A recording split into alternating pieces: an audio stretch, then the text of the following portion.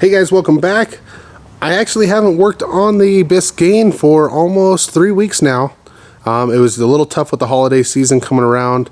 I had other stuff going on, but now it is back in the shop and I am continuing to work on the wiring.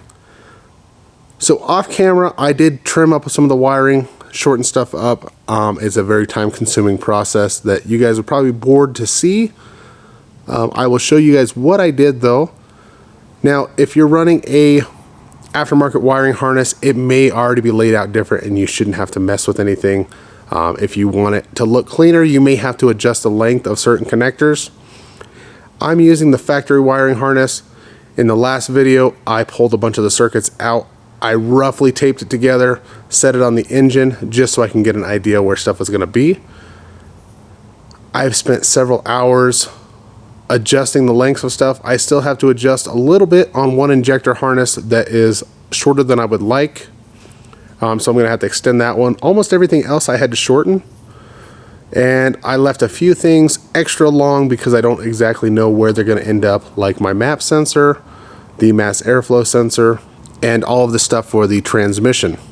Now what I'm hoping is this stuff for the transmission will reach down fine, connect to the transmission. I don't want to modify it unless I have to, because there's lots of wires in there. And the more times that you cut and splice a harness, the more chance there is for a bad connection or water intrusion in the future. So what I've been doing is I cut the wire, shorten it the length I need. I slip a piece of heat shrink over it. I solder that wire back together, put the heat shrink over it, and seal it up. If you're not good at soldering and you're using butt connectors, that's not the best way to do it. So if you're going to do that, I would at least get the butt connectors that have the heat shrink around them. Crimp the wire together, shrink that heat shrink, and then you should have a pretty good connection. Soldering is the best way to go, but then there's also the aspect of if there is a wire in a position where it is kind of load bearing or it's floating in the air and that solder joint is allowed to flex, that solder is hard. It makes a hard spot in that wire and you could end up with wire breakage on the outside of that joint. So I'll show you the one injector wiring harness that is too short, and then I'm going to pull this intake manifold back off and lengthen that wire. So I don't have my injector rails on, I just kind of loosely put my injectors down in there. I still have to strip back this electrical tape because I'm going to relume all of these connectors. And I think I'm going to have them come out individually, sort of like they are now. I thought about bringing them together and then splitting them, but I think I'll have a little more flexibility with them in positioning if I do individual looms. And they've also changed this a couple times over the years depending on what injectors you have, but this is a very long connector. I don't know how, quite a bit of this will be covered up by the fuel rail, but I may shorten the end of this plastic rod here because it goes up quite a bit, and all that's doing is supporting the wires. And since my wires are going to bend over, it would be more beneficial for me to cut that plastic off and then tape the wires to that plastic connector further down, and then I will have a better approach down under the intake. I have my coil connector here for the bulkhead. It'll reach the coil packs. Some of the aftermarket harnesses don't have that connector. They have individual connectors that come out, individual wires that go to each connector on the coil. So that is a little different. Let me pull this intake off and I'll show you. I shortened up the O2 sensors. I'm not using the rear O2 sensors. Those are completely deleted out of the harness, but I do have the two front O2 sensors to where they will go just back onto the bell housing, because I mounted my O2 sensors in the top of the downpipe right below, you can't really see it, but right below the exhaust manifold. And then while I'm over here talking, I went and checked out another 1960 Chevy. It was a Bel Air 4-door that one of the guys is building. He commented on my video. Lived a couple hours away, so I went and looked at his, and he's running a smaller brake booster on his that's giving him quite a bit more room for his coil packs, and his coil packs actually fit right underneath it without having to do the relocation bracket. But his coils are also the shorter, lower profile coils that came on some of the vehicles. And then over here I ran all my wires that go down this big purple wire is the starter solenoid engage wire, the wires for the crank sensor that goes down below the starter, and then some ground wires. Now, this vehicle from the factory has a ground on this side of the block, one on the other side of the block, one on the back of the head, but most of them tie together into different spots of the harness, so it's kind of multiple ground locations, but they all kind of loop together. So what I did is I brought the one from the other side over to here and ran it with this ground wire up into the harness, and then the one that went into the back of the head was actually tied into the black wire here, because there's black and black with a white stripe. But the black wire that was tied in at this ground location down here also tied into that ground that went to the back of the head. So I just integrated all of those into this one ground wire that goes down, and it'll hook to this lower part of the block. So I will loom all of that. It'll go down underneath the motor mount. I also need to redo my positive cable. That'll all go together back by the starter to the crank sensor, starter energized wire, and then the ground bolts down there. So here's the injector harness for this. That should be number 7. This one's my number 5, but it's too. I mean, it'll clear, it'll work, but I don't like how tight that harness is. There's not a lot of slack, so I'm going to add a couple inches to that harness just so I have enough. So I'm going to yank this intake back off and lengthen that harness, and then we can start looking at tidying up this so we can put some loom over it.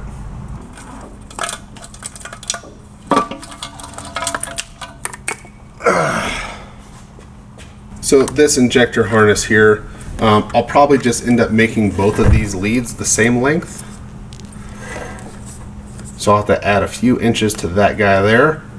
So I'll show you my method for that. And also I came up with a, I don't know if anyone else has done it out there, but I was just kind of organizing my wiring harness, marking how much shorter I needed to make stuff. And I found a very convenient way of shortening the harness and keeping track of how much each item needs to be shortened. So I'll show you guys that as well. So what you're going to need is a couple of zip ties, and I just have the really small ones. They don't have to be high quality zip ties at all. They can be they can just be, these are just from Napa, but you can buy like the 500 count from Harbor Freight or the dollar store or whatever, because they're only temporary. More than likely my mass airflow is going to come, the intake is going to come off over here to the driver's side of the vehicle, over here by where I have the ECU, and I'm going to have to take all of this length of harness out. Now I can just easily cut this off, figure out how much more I need, and cut it again. But when you're mocking stuff up and you don't want to cut it quite yet, this way is a little more convenient. So I'm just going to lay the harness, I'm going to make a loop in it, and I'm going to loosely put my zip tie on there for now. And I'm wrapping around itself twice, because I have the original harness that comes around and the loop. So this is like a 5-wire deal, so I got 10 wires in this zip tie. So I'm just cinching it up a little bit. I can just expand this loop until I get the harness the length I need. And once I have it approximately the length I need, I'm just going to tighten up that zip tie a little bit. And now you're left with this big loop, but we're going to have to cut in here and splice all of these connectors. So I'm going to take the second zip tie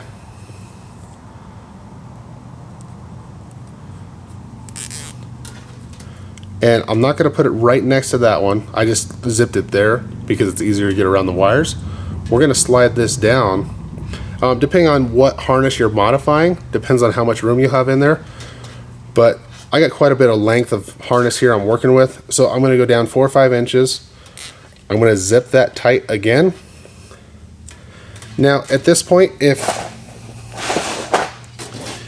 you knew, okay, I need this harness approximately there, plus or minus a few inches, you could then just snip off the rest of this loop.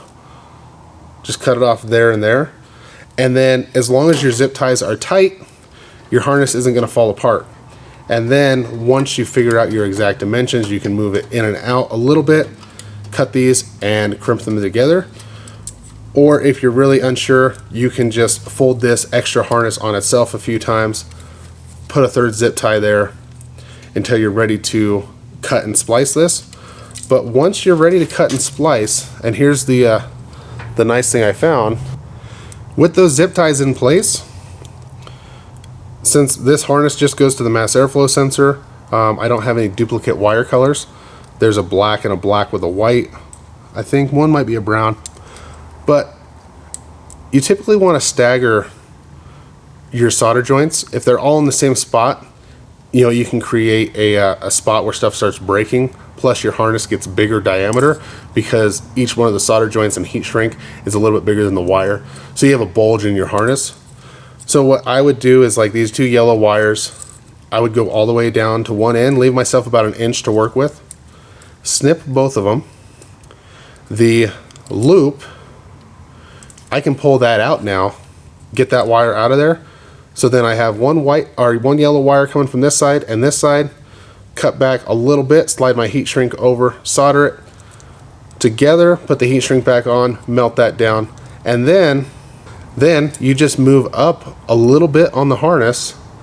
And once you move up a little bit, you can cut the next pair of wires that you're gonna work on. So I could do the pink wires and then move up, cut the brown wires, and then cut the black, and then the black with the white, stagger them all. The zip tie is gonna keep everything organized with the length you need. If you leave them a little loose, then you have room for adjustment.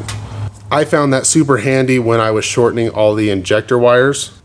Now, one of the next big hurdles in this wiring project isn't necessarily going to be looming at all, but getting the power supply and wiring this up to where it'll work with the factory original wiring harness, because this is the connector that went to the factory fuse block, and then this tied into the harness that went under the dash.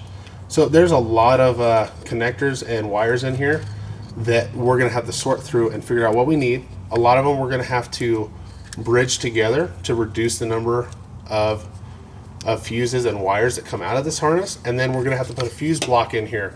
Now, some people choose to use the factory fuse block. I don't, because they're really big and you don't need all the fuses that this would normally tie into in that factory fuse block, because the only thing we're running is the engine.